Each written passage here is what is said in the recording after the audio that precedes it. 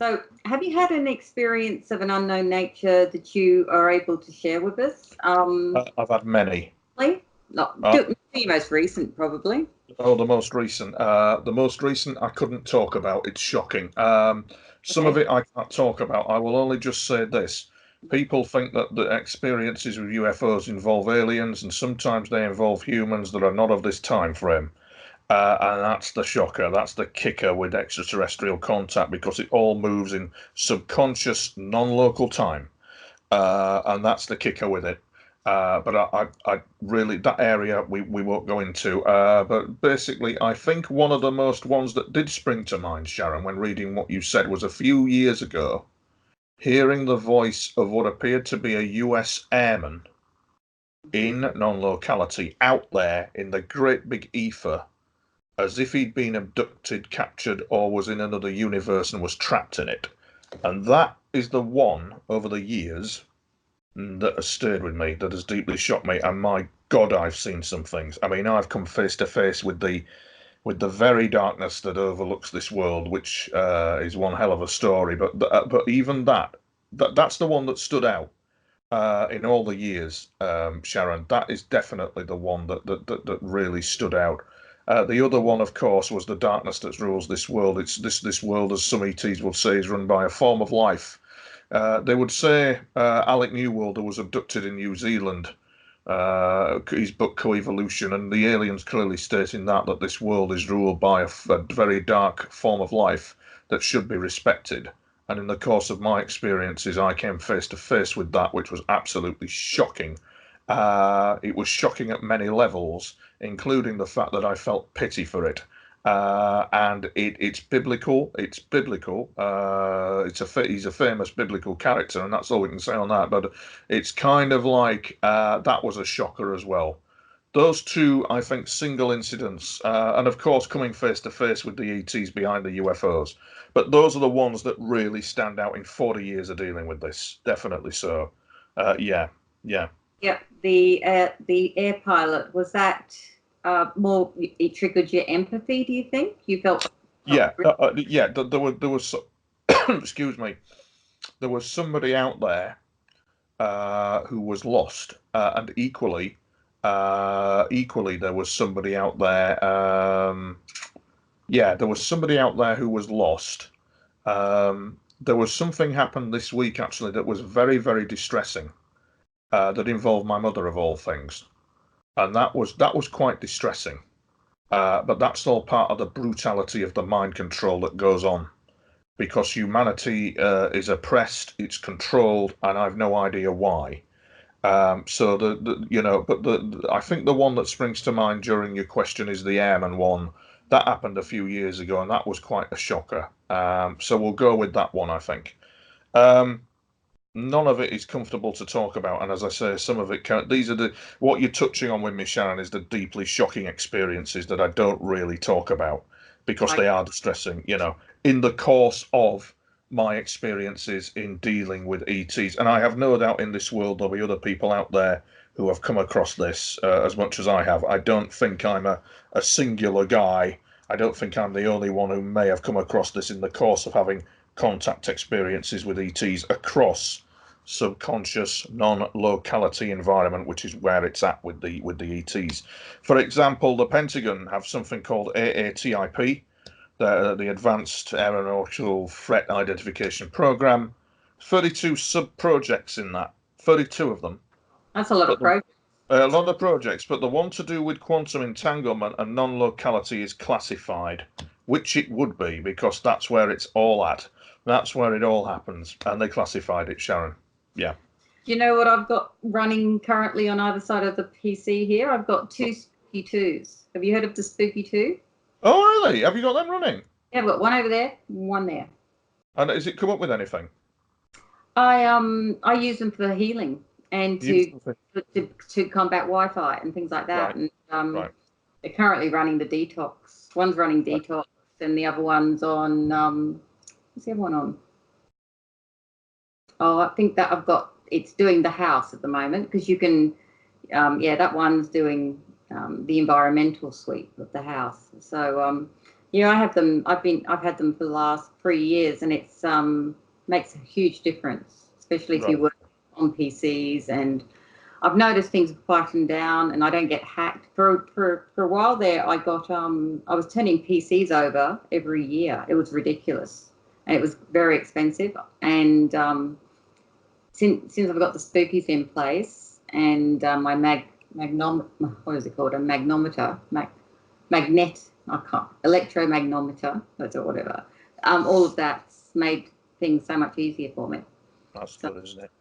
yeah, you should get some of the. You should check out the spooky too. So they're all Right. about they're based on quantum entanglement. Right, right, okay. Yeah, I will. I'll look into that. I think, Sharon, and I was just reflecting about your question then, Spooky Twos. I think the other incident that happened that really shook me up Hmm. was violence by aliens towards aliens in the course of defense of the innocent. I had an incident a few weeks ago where there was one group of ETs, because there's a Cold War, telling another group of ETs to back it off, and it was shocking. It's all very complex, but it's to do with being in a non-locality environment. It's to do with having communication with them. It's to do with the fact that I'm not quite as I appear to be, and it all intermeshes with that. And yes, I that was shocking. I think out of all the incidents, Sharon, since you asked me the question, that's probably the shocker. Yeah. Aliens against aliens and a threat of violence towards other aliens unless they didn't back off what they were doing. Very real. It was similar to these incidents that you see where the Chinese military tell the US to back off or of their islands kind of scenario, except that this is the other way around. The good guys are telling the bad guys to back off. It was a similar scenario, and it all escalated, actually, Sharon, when I had reason to suspect that my mother had been targeted in the middle of her going through what she was going through. Something was terrifying her, and it was that caused it all to go boom. It was if that was a step too far. In the course of the 40 years of dealing with all this UFO phenomenon that began in 1999, really, when the first UFO came in over my house and illuminated a TV antenna, and then the saga just snowballed and snowballed and snowballed. And I remember very clearly this female ET of one of the extraterrestrial groups absolutely morally outraged as to what I was going through. If you've ever seen a female ET morally outraged, she was morally outraged, Sharon. And you couldn't make this up. You could not make this up. You couldn't sit here and just lie so detailed and so cleverly. You just couldn't make this up. This is all actual events that have been going on. The frustrating thing about it is you don't know the answer as to why. It's all a bit, the why is evasive. Nobody in all the years that I've dealt with this has been clear to me as to why this is going on. And that is what is very frustrating. Yeah. Uh, that's the thing with it, Sharon. Yeah. Always nice to know the big picture, isn't it? So, Phew. so what would you consider? I think I know what you're going to say, but let's give it a go anyway. What would you consider to be the best documented case of alien visitation or abduction inside the United Kingdom? Oh, As, myself. Oh, I'm going to go for myself. I'm going to be a big peacock and plume my feathers no, and that's say, you're going to go for the forest. Is it no, red? me. Yeah. I'm going to go for me. There's nobody else but me, for a change. Normally, I would go off piste and go this one, that one, but no, it's going to be me for a change after the hell I've been through. And the fact of the matter is, as well, that the stuff I've filmed has been image analysed, and we've got version 1.0 now. We've got new image analysis coming out, dramatically revamped image analysis. The friend of mine who has stuck by me, who's an image analysis guy, has upgraded his software, and we've rerun some image analysis with very dramatic results. And I am of no doubt at all, Sharon, that the triangle UFOs that I have been filming are Nordic, they're extraterrestrial, and that for me is the key. And one of the most mind-blowing things, which I'd love to talk about to you, is the artificial intelligence of them. And that was a fascinating incident in itself. So there's been numerous incidents. I think going back to your question. And the one that really, I mean, I've told you about the airman Avenir and the entity, but I think the artificial intelligence incident was absolutely blinding. was a blinder, actually, and still is to this day. For me, that really was it. So no, I'm going to go for me on that one. And why the hell not? Yeah, I'm probably the best documented UK UFO incident. I've got all the imagery analysis. I've got one hell of a story that has not changed now. For my story of being a covert witness has not changed for nearly 20 years. In fact, even one of the most hardened, cynical researchers in the UK has even commented that my story has just not changed. You get these people coming out and they vary the story, but my story has not changed. I think for my book, what I'd like to do is do a credibility assessment test, get a lie detector test set up. Quite happy to do that. And I think I'll probably have a dabble with that as well. But what I'd like to do when I do that is I'll do it with an independent witness. I don't want any TV production company or anything as a form of inquiry upon my experiences. I don't want any other party using a lie detector test on me. I'll arrange it under my own steam privately with somebody anonymously, all at the last minute, so that the result is not tampered with. Do you get me? And if it proves negative, it proves negative. If positive, it's positive. Yeah, I think that'll be the thing. That's a good idea.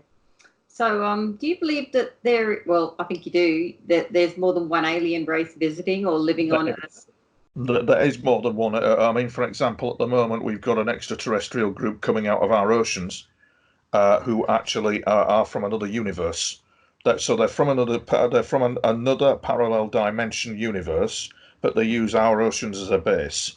And the U.S. Navy have kept, well, the U.S. Navy and other agencies have kept very quiet about that there is life in our oceans. It's similar to the movie The Abyss. It's very similar to the movie The Abyss. It's more like The Abyss than you would ever know, really. And that, in fact, was one of the ETs who expressed moral outrage as to what was happening to me. They're there, they're out there, and they're very spiritual, and that's why I'm disturbed by this continual narrative of they're hostile, they're out to get us. The US government need only look in its backyard to discover what's hostile, and that's all I'm going to say on that one. That's all I'm going to say. But basically, yes. So there is a group that is marine in nature. Their technology is like a plasma type integration technology. And of course, there are the Nordics who are out there in bases in the Himalayas, and they're on the South American coast. In conversations with them, that's what they've indicated to me, that they're up in the Himalayas. They do a lot of environmental monitoring to the Nordics. They do these craft that they've got, these artificially intelligent UFOs. My God, Sharon, you've never seen anything quite like them, and governments would give their right arms for the technology behind it, because it's really serious hardware. It's a craft that can think. It's a craft that can speak. It's a craft that knows its own mind, and it's very serious, advanced hardware. And I had a mysterious phone call a few years back now from a guy claiming to be from German intelligence, wanting to know everything I could tell him about these Nordic triangles and their artificial intelligence. And when you've got a machine speaking to you, Sharon, that's quite incredible. And the most incredible thing, I think, you asked the question earlier, but really, the most incredible incident I had was with this artificial intelligent UFO that quested to know the universe and could not. It couldn't know the universe spiritually because it was a machine intelligence. And it was thirsting to know what the universe and spirituality was all about. It was thirsting for it, and it couldn't do it because it was a machine, unlike us human beings who biologically are interlinked with a greater spirituality. This fascinated it. It absolutely fascinated it, you see. You couldn't make it up, Sharon, could you? You couldn't sit down and just lie about it. You just couldn't make any of this up. And that actually happened. And I think in the questions you've asked me, that by far is 110% the kicker of of all the incidents that I have had. And this craft is out there, and it keeps coming in and going out. And nowadays, what you'll see on Skywatch is everybody says, "Oh, let's have telepathic communication with the aliens." Well, sometimes it's equally fascinating to have communication with the machine intelligence, because it's a form of life. And it raises some very fascinating questions, interaction with it, and the Nordics term it as their beloved ship. And I don't know how many they've got, but I think some are male and some are female. And it's a technology that I think that mankind doesn't yet possess, that level of artificial intelligence anyway. Yeah. Good thing. Yes, it is a good thing, because I think these ETs are aware of our destructive behaviours, are aware of the daft things that we do with nuclear weapons, which greatly concerns them. Nuclear greatly concerns them. It wouldn't be of any surprise that the US Navy might be getting a bit of whiz-bang in the oceans because the US Navy are wandering around with nuclear weapons, and these are advanced spiritual ET civilizations in the seas of our ocean that don't like nuclear weapons. But I think we'll find that a dialogue will happen with these ETs and a certain government agency, which I think a dialogue will begin to happen.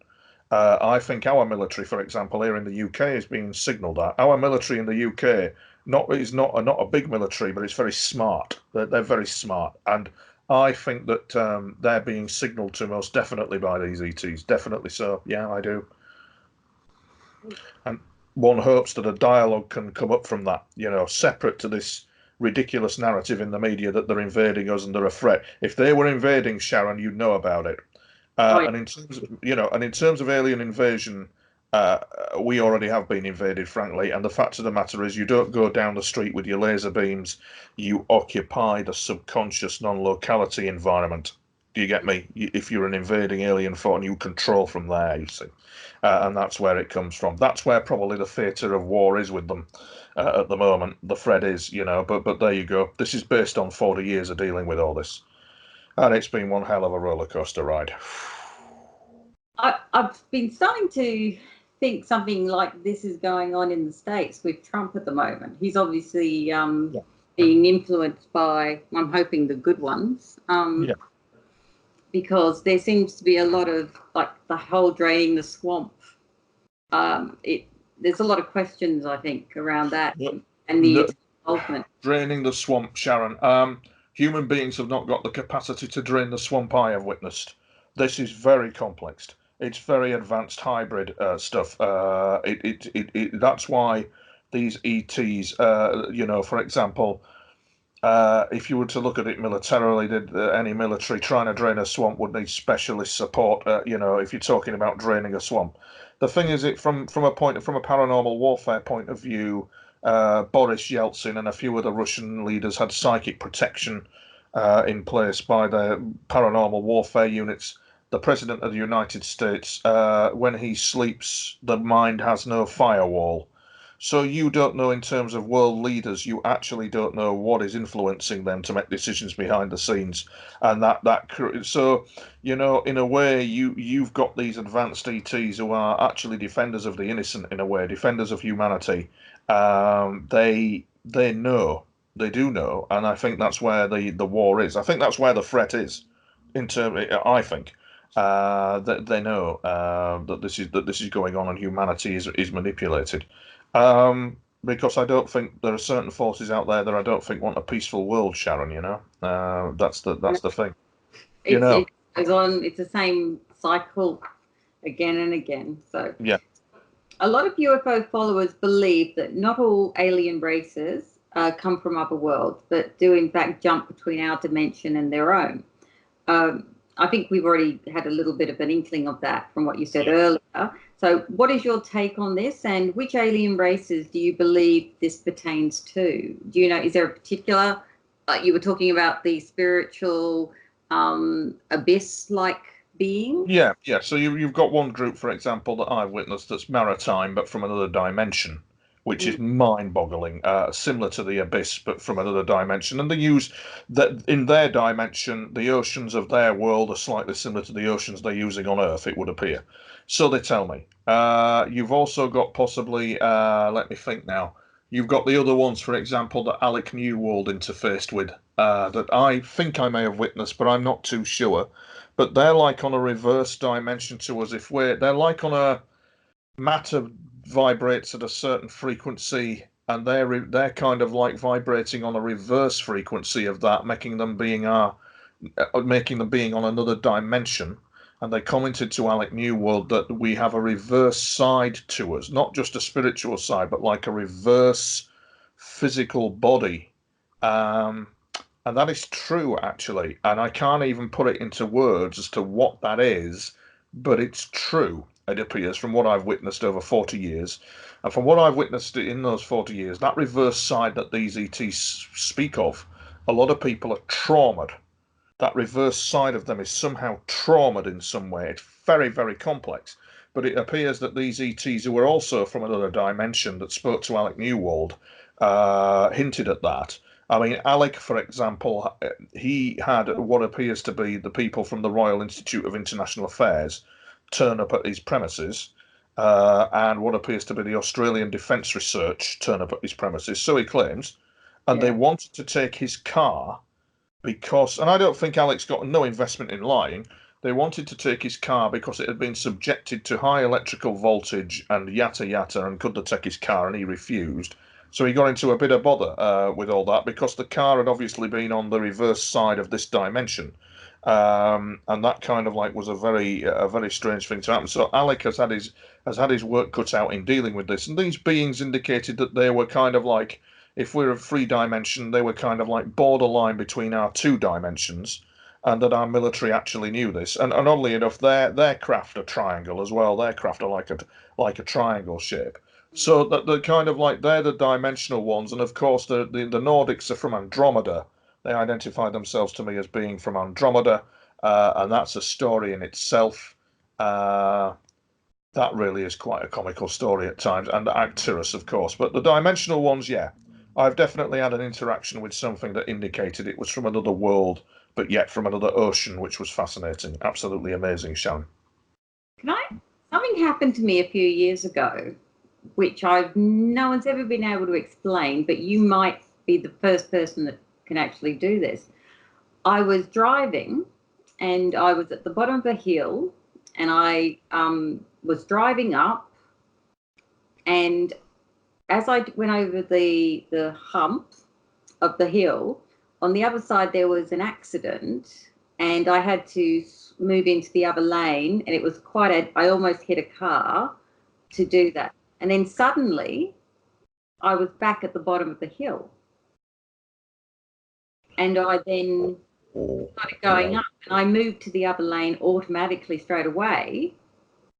And then when I turned over the hilltop, the accident was there, which I hadn't, and I didn't have the near miss this time at all. And but a couple of things were slightly different, like the people were in different coloured clothing. I think, having thought about this for a few years now, I think I slipped into a different dimension and then came back. Yeah, that's reported quite often, that you slip into another dimension. Is reported quite often that there are other parallel universes out there, and people talk about past lives as well, Sharon, but they don't talk about future lives. The future you looking back at you as well is another. I've actually had 2 future lives projected for me. Yes, that's right. And the future person that is you is looking back at you now and doesn't have a clue who you are. But you know that you're looking at you. It's quite complex. But then when you're exposed to ET contact and the non-locality of it all, this is all part of the complex universe that we're living in. And there's been numerous incidents in America and even in Liverpool, in fact, in the UK, of dimensional slippage going on, time slippage happening. Yeah, in Bold Street in Liverpool. It's often reported that people can walk down that street and suddenly be in 1950 for no apparent reason whatsoever and back again. And that's been reported on a couple of occasions where that's happened, like a time slippage situation going on. A friend of mine was telling me she walked into a bedroom to discover a guy was looking at her, and they were in 1900. And he gave his name as James or somebody, and she looked back on the record, and sure enough, there was a James who lived there in that time period. Very interesting, isn't it? Yeah. So, and when you get into this even more, when you get into it where you're dealing with aliens and you're exposed to them, especially the dimensional ones, you're technically, Sharon, transferred forward in time and put back again. Technically, they're in a different location in time to you. Technically, with dimensional ETs like the one Alec Newald dealt with, you've been put in a different year and a different time frame with them and back again, and that can have odd consequences. You can be walking down the street and feel you're in the past, and that's an odd feeling to have when you've been a contact experiencing and been exposed to all this, because you're kind of like you've technically time traveled and technically been put back again, and that has consequences to it. The aliens call that yasmat, the paradox of yasmat. It's a Hindu term, Sanskrit term, yasmat. They all know it. Yasmat meaning what we sow, we reap. Yasmat meaning as I signal in time, so things happen. And that and this is what happens. So you got when people look at this research in the future, especially me, some of the situations that are occurring is because of events I've done that I haven't even done yet. And that's a bizarre paradox, isn't it? But that's all part of the kicker of dealing with dimensional ETs. There's some things that I have not yet done that others know of, with it being non-locality, and that can cause some bizarre carry on as well. You see, so it's quite spooky action at a distance on steroids. Really, frankly, it really is. Yeah. I mean, it didn't freak me out, but like I get to have a lot of dreams, which happen, like before events happen too. So, for example, you're in Australia. Yep. There's every probability if you're having dreams like that you could see the future of Australia quite easily. You can move forward and backward in time quite easily. Oh my gracious me, the consequences of having contact with ETs. You're not prepared for all the stuff that goes on with it. You're just not prepared for it. And another aspect is you don't know how long you're going to live for, and you don't know whether when they count you off when your time comes, whether they're going to take you off to a research facility somewhere or you're going to go get a proper burial. That's how kind of odd. This is the front end of contact with them. It's shocking, frankly. It's absolutely. I'm not. You're never prepared for the shock of who they are, why they're here, all that's going on with them. You're in trauma really with it, Sharon. A lot of contactees are traumatized, and then of course you've got the argument of the mental health diagnostics. None of this exists, and what we're coming out with is a mental health issue when in fact you're actually traumatized by the experiences of what's happened to you. Do you get me? And the mental health diagnostic, it has been argued by some psychiatrists that there should be a mental health diagnostic for people who are traumatized by mind control. But instead, DSV label it as paranoia and fantasy, and they daren't do any other, Sharon, with it. They just daren't. It's funny, I just, as part of my university course, I just made an advert, and it's called Paranormal Trauma. And it's an advert that basically says, trauma is still trauma, no matter the origin. And that's awesome. I'll have to send it to you because it'll. You must. I'll put it on my website because I get a lot of coverage. Put it on my website definitely. Oh, that would be great. Could you send that to me? That would be marvelous. Yeah, it's my first university advert, project. Please send.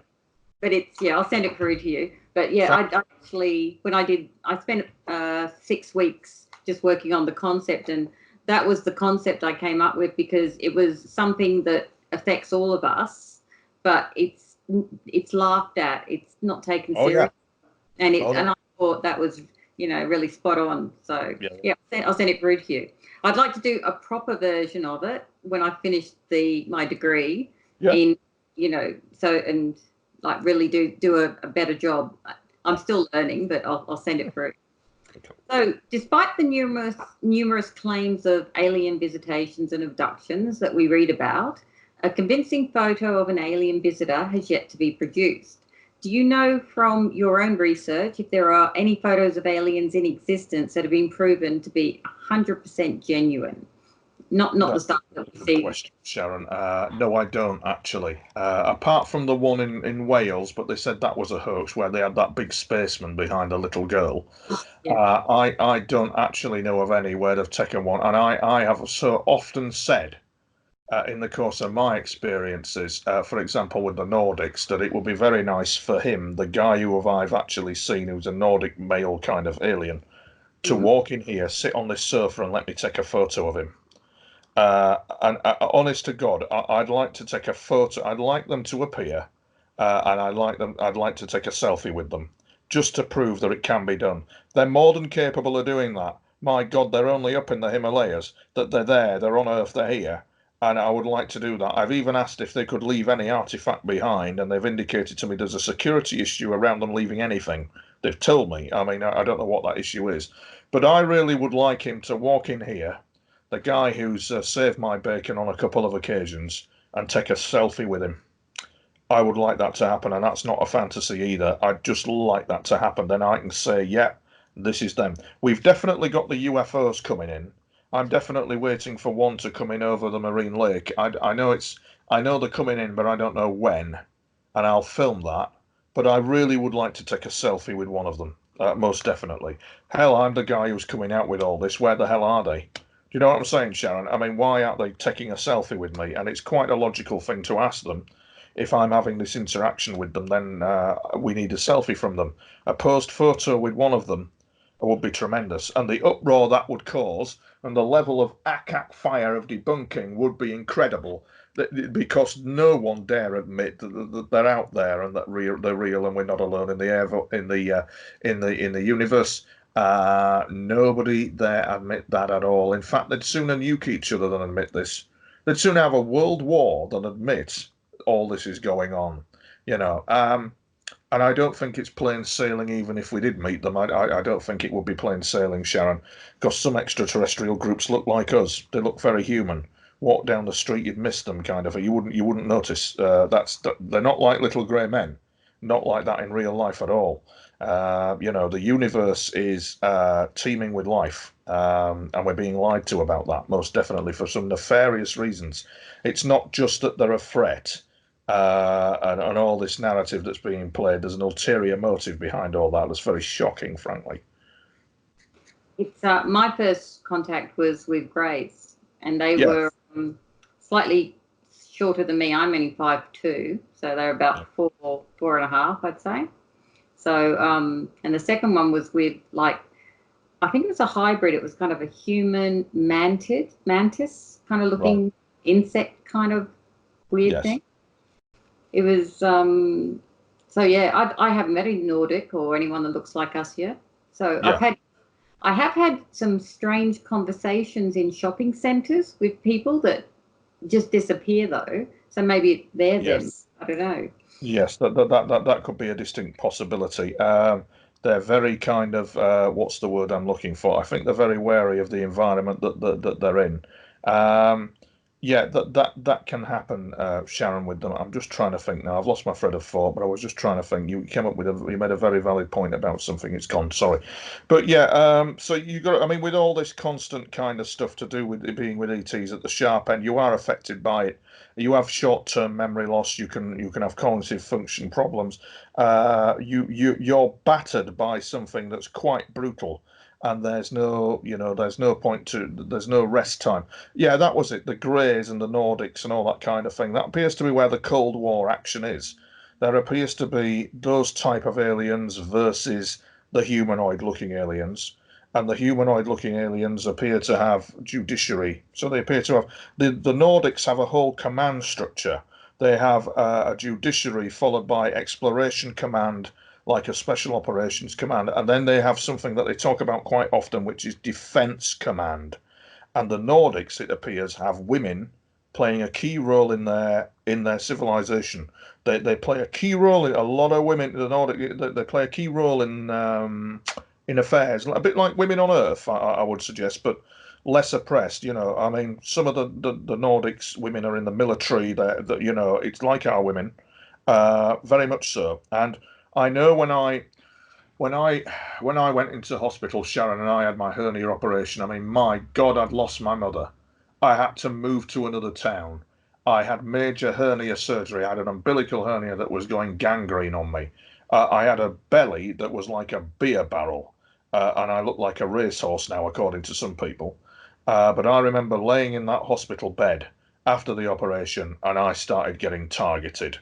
I know what the source is, which I won't go into details of, but it's ET related. But basically, I had strange visions then of the Andromeda galaxy appearing, and suddenly this beautiful Nordic woman just suddenly appearing in front of me, saying what she had to say, which is a personal thing, but more or less indicating that her name was Isa.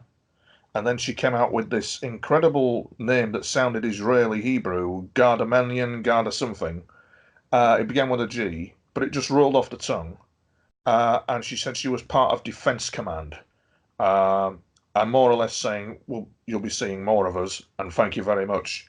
And it was fascinating that you had somebody who was speaking fluent English Mm. across light years, who was part of a military structure that was perhaps for the greater good, that was protecting me. Because I think if it wasn't for them, Sharon, I would not be alive. I would not be sat here now telling you about all this. I'm lucky to be alive. And there she was, and I only recall her as being Isa, but she was somebody very, very senior in their military. So women in the Nordic kind of civilization are just like Earth women. That's what's fascinating, and the fact that they're running along similar lines to the U.S. military command structure appears to be also present as well. Where all this is leading to, I think, is a full-blown communication and dialogue at some point with them, with our governments. This is going to happen if it's not already happened. But I think that's where we're leading to at some point with humanity in the future. And I think that, as they've said to me, these Nordic ETs, they're a civilization like humanity, and that has its problems. They're not. It's not all free kind of. It's not all spiritual and free and happy clappy with them either. They've got their problems. They've got their personalities like we do. It's just a good job, perhaps, that they're so many million light years away, because perhaps disclosure with ETs may not be all plain sailing. It just will not be all plain sailing with them. I don't think, but that's just me. And they're very careful where their technology is obviously going to and what they say about their technology. Just ask the Russians. You ask the Russian paranormal warfare unit, Troop 10,000. They're free. They're called, in Pravda, an article about them communicating with ETs, and they used women. The head of that psychic unit would use women only as psychics. He wouldn't use men, because women are more in tune. Women seem to know what's going on a lot more. And he was saying in his interview to Pravda, General Savin, his unit had communicated with them, and it was all medical information.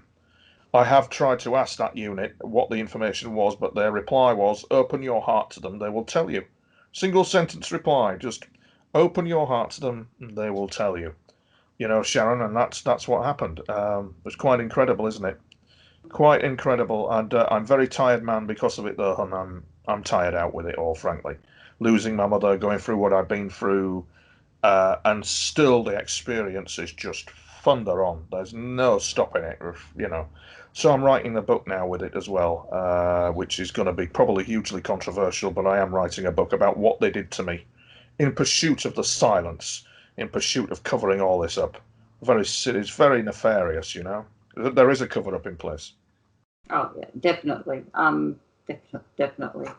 So, do you believe there's a reason why the ETs do not present themselves to us in an unambiguous manner? Something that, like an underlying reason. Is there kind of like a hands-off approach There until? seems to be a hands-off approach. Yeah, there does seem to be a hands-off approach, but there appears to be a quiet hands-on approach.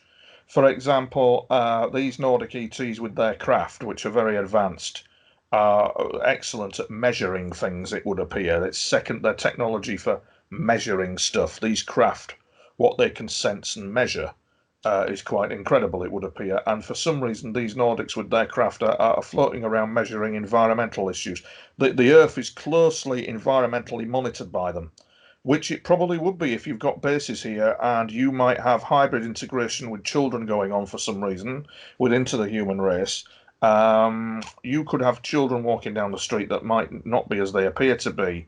And therefore, so to me, it looks like the Earth is some sort of business investment that must be protected. Probably one of the most beautiful places in the universe in some level, and it needs to be protected in some way. As to why they're not presenting themselves in the way that they are to the general public, I'm not sure of. I mean, they're certainly talking to me in ways that are very drip drip, but there's little bits of info here and little bits of info there from them. They're certainly talking to me, and there's more to come, it would appear. This guy, for example, who's the Nordic ET guy, who's saved my bacon on numerous occasions, he appears to be, I don't know, he appears to be like something the equal of the military police on our Earth. He appears to be, he's military. There's a military element to these Nordics, similar to being part of the Galactic United Nations. As to why they're not presenting themselves full on in the way that they are, I don't know why we've got this vagueness from them, this Yeah. irritating vagueness They're not. They're telling me stuff, but they're not quite telling me the full picture, and they're not quite telling me why I'm having the interactions that I'm having. You know. I had the same debate with, Stephen Bassett of PRG. Yes. We had Yeah. this debate, and he was doing the whole, they should land their craft on the White House lawn. And I basically said to him, I said, personally, I think it's disclosure with a little d, not a big D like he says. And I think disclosure is actually one-on-one. And Yes. it's not and basically No. everybody is given, like in my case, I was told to kind of do the magazine in that Yes. first track, which I've done. So, and that may Just just be all that has been asked of me in this lifetime to do for them. So I've just done it. And the thing is with it, Sharon, is that if you're dealing with non-locality and if you're dealing with the subconscious, a world leader can easily be spoken to by Nordic ETs easily. And they're not going to come forward and say it. Hence, the mysterious phone call I had from the German intelligence guy claimed he was from German intelligence, starting me asking me questions.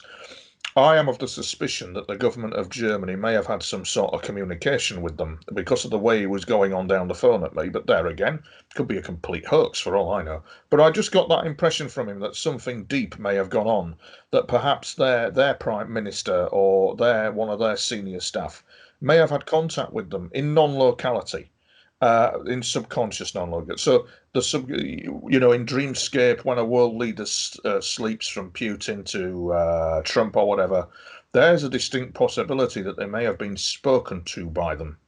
And that's especially true if they have their hands on the nuclear trigger. These ETs are very advanced. They're not invading us. I don't agree that they're invading us. It's just not the way it's written. That's not what is going on. What is going on is something very darkly comical, actually. But it's not to do with ETs invading us. It's to do with ETs wanting communication with us. It's to do with ETs perhaps wanting to share diplomatic relations with us. It's to do with the growth of humanity. But what good is that when we're nuking each other? Do you know what I'm saying? What good is that? What good is it for Satan to occupy this planet and conduct his business when we're all nuking each other? It doesn't make sense. That was a very odd, darkly comical remark I made, but in the darkly comical scheme of things, nuclear war does not make any sense whatsoever. So you can guarantee that at some level, some of these world leaders would, I bet, and I'm a betting man on this, would have had interaction with them. So it's not about landing on the White House lawn at all. It's about communication via the subconscious. They can land in the president's mind and say what they need to say and be gone again. That's the thing with it, isn't it? That's the kicker, Sharon, with them. And they are spiritually advanced people. They're very smart, and it's an honour to be involved with them. It is an honour to see them. I mean, this lady from Arc Terrace, who I came face to face with, was absolutely gorgeous, and there was no hint from her of any negativity. There was this beautiful femininity about her. She was very concerned about me. There was no hint at all of any hostile or aggressive intent from her. The same with the maritime being who I met. There was no hint from her either of that. So it's interesting, isn't it, that is going on, Sharon. So they don't need to land on the White House lawn at all. It doesn't work like that in real life. I just wonder how many world leaders have actually are aware of this and have communicated with them, and I think there will be one. There'll be one, if not two, that know exactly what I'm on about. Well, I know there was a Russian parliamentarian a few years ago. I've forgotten his name, who came There out, was. yeah, and just basically came out and said it one day and said, "Oh, yeah, we've had contact," and it was Yeah. so casually done. Yes. I think in Russia it's just yeah, this happens. Yeah. It's quite interesting. So let's talk David Icke. Is this a gentleman that although he's a Brit, what do you think about his reptilian bloodline, and its link to royalty and the other houses around the world? And of course, this bloodline goes right back to the 12 bloodlines, which Okay. Yeah. Okay. Honestly, Sharon, to be quite frank with you, I don't know a lot about it to give an informed comment to you. I would be lying if I said I knew exactly the answer to that question. I know that the bloodlines are there. I know, for example, that we've traced a relative in Canada has traced my bloodline, and we have some bizarre links into the Sinclair families, St. Clair or Sinclair family. Yeah, Sinclair. Mm. Sinclair. So, It's both of them. yeah, It the Roscoe has Chapel evolved and all over that. time. Yeah, It would appear that my bloodline, my ancestral bloodline, is linked into that, and my ancestral bloodline is also linked possibly into the Hindu bloodline of Ganesha.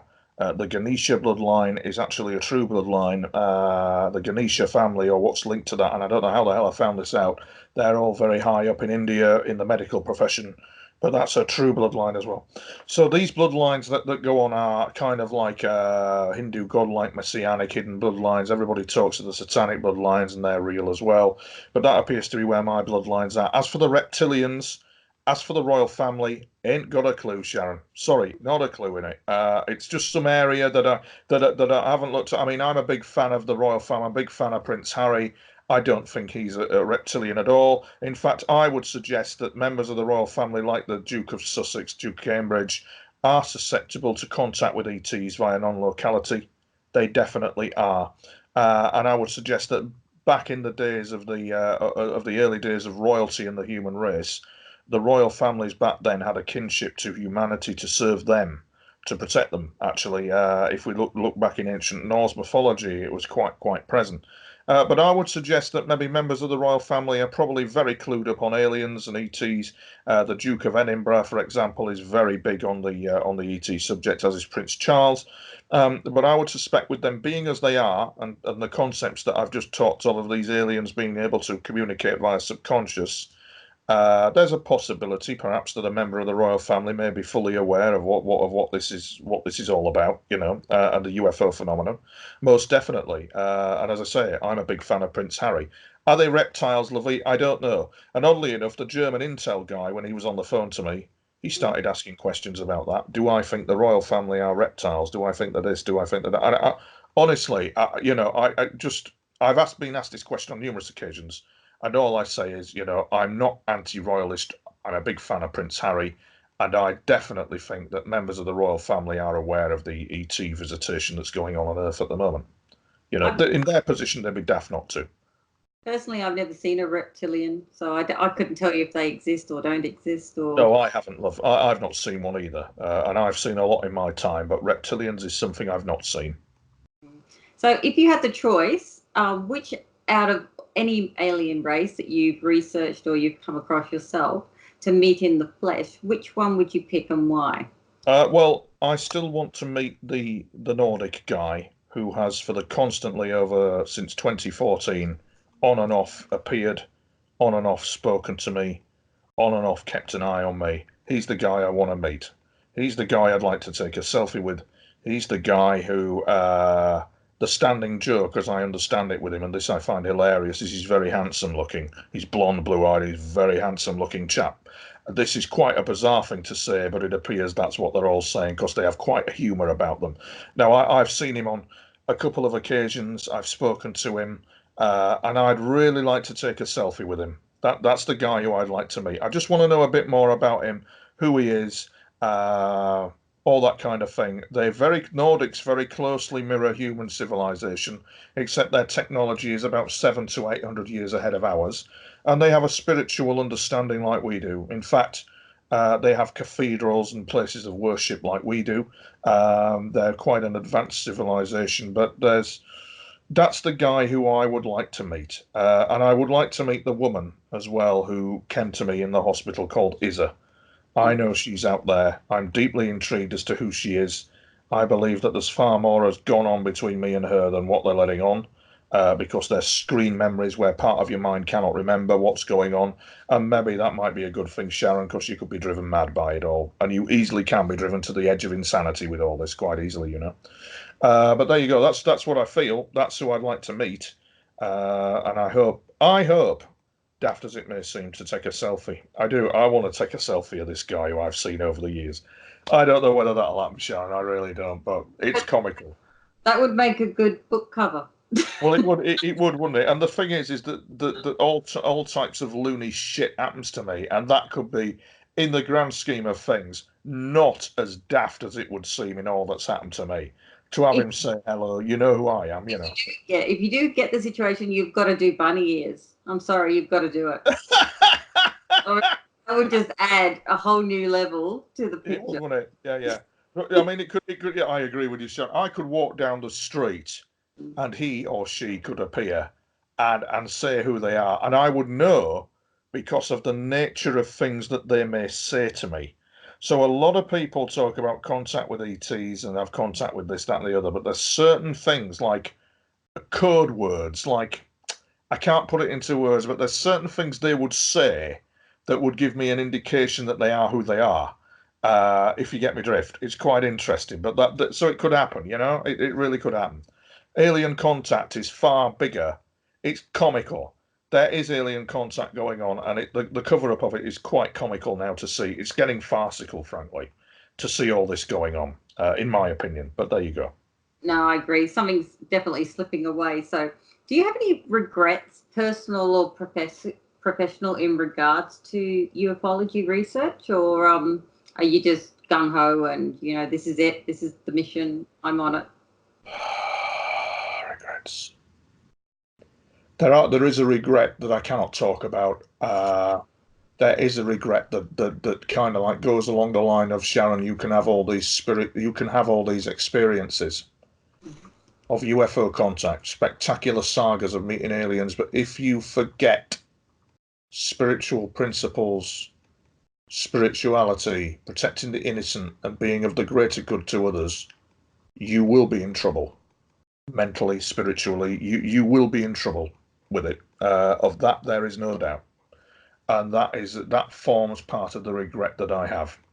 But there again, I suppose I'm an innocent man caught up in some folly that I don't quite understand. But yeah, there is a major regret with it. There most definitely is, and it is to do with that area of spiritual principle and the state of mind and all that kind of thing. That's the one regret that I have. It's funny that we're talking a lot about the spiritual side of things, but I went for years, like I was raised Catholic, but then pretty much became secular after entering the workforce. But it wasn't until I started to have my contact experiences, and then suddenly I became quite spiritual, and I've now Yes. gone back to my early teachings. It's bizarre, really, because if Yes. you said to me prior to that time that I was going, that's going to happen, I would have laughed. I would have said, no, Yeah. no, you know. Yeah. But it's so I do, yeah. There's something that's kind of pushed me back in Yeah. line, I suppose, and yeah, not, and it is a better feeling. It's to have that. Yes, it is. I think. I think Yuri Geller in an interview Yuri Geller sums it up beautifully, that there is indeed something out there that is monitoring right from wrong. There is indeed something out there that is a higher principled intelligence. It's highly spiritual. It's morally, it's highest moral grade. All this kind of thing, and it watches. And I agree totally. There have been a couple of incidents that I have had where that has been proven to me, whereby this mysterious force has come in like a hidden hand and more or less backed off what was going on against me. But that's a long story, Sharon. But yeah, so I would suggest yes, there are regrets, but I have no regrets when it comes to looking after my mother. She turned me from boy to man, did my mother. And my father was an abuser. I mean, the abuse I suffered at the hands of my father was absolutely terrible. And yet the strange thing about that is he was a gifted healer. He could heal people hands on, and he was very gifted at this gift, and it corrupted him. He became a corrupted man because of it all, I feel. I feel he was targeted as well. So that's it, Sharon. I'm getting fatigue now. I'm getting exhausted. So if there's any point that you'd like me to if we could just maybe terminate the interview, or terminate's the wrong word, or just, that'd be great. Let me have a look through. Yes, we've been going for over an hour. Thank you for We that. have, and you're all right, love. It's just I start getting exhausted and I need to rest. That's okay. Let me have a quick look through. Is So, that all right? Have we got all the material? oh, we've got plenty. So, Tons to go on there, hon, haven't you? We've really talked about the truth embargo already. So, Yeah. and we've already talked about disclosure. So, oh, here you go. How about this? Make this the last one then. So, social media has in many ways replaced the mainstream news services around the world over the past few years. Mostly, I believe, due to its instant nature and the people's ability to capture their own footage of incidents and events. Do you see the emergence of the people's truth as a win in regard to disclosure? Because we're able to spread our messages via that medium now. Do you think this is why? Well, yeah, that's a good question. What you've got going on at the moment is the narrative, in quotes, going on at the moment. The narrative is that there is a threat out there. The narrative is that they're this, they're that, the other. What happens if you're an ordinary member of the public like myself? I can't really class myself as an ordinary member of the public, but what happens if you start having contact with them separate to the media narrative? So the media narrative currently at the moment is they're hostile, they're invading, they're sinking our ships. It's all complete bollocks, and they know it. The fact of the matter is that the threat analysis of this is darkly comical. But the fact of the matter is that you've got the other issue of ordinary people in the street having communication with people in the UFOs separate from the mainstream media narrative. That goes up on social media, and what's happening is that part of this controlled narrative is having a two-fingered salute being given to it by, for example, the Nordics, by, for example, the maritime ETs. And it only takes people in the social media to have interaction with them to realise that there is a picture being painted by these ETs that is quite the opposite of what we're being told. And that's the current situation that's going on at the moment in social media with people from Peru to India. You look at some of the South American countries like Peru, people are routinely having interaction with them. India, people routinely having interaction with them.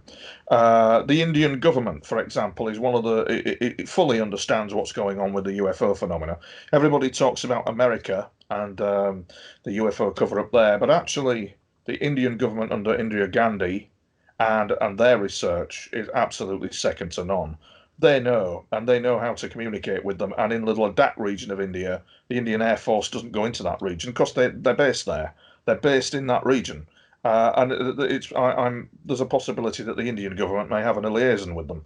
But that's kind of like the situation. So all the time, what you're seeing is mainstream media narrative being fractured and broken by these ETs just doing their own thing and contacting individual elements of humanity and just telling them what's going on.